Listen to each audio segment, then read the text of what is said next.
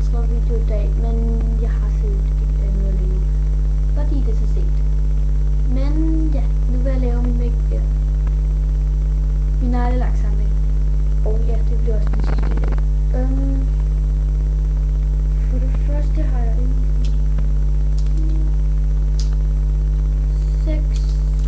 6-7 dependent neglelaks, og ja, så var det rigtig gode. Jeg vil starte med 3.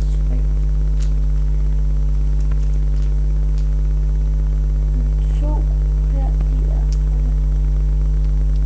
der.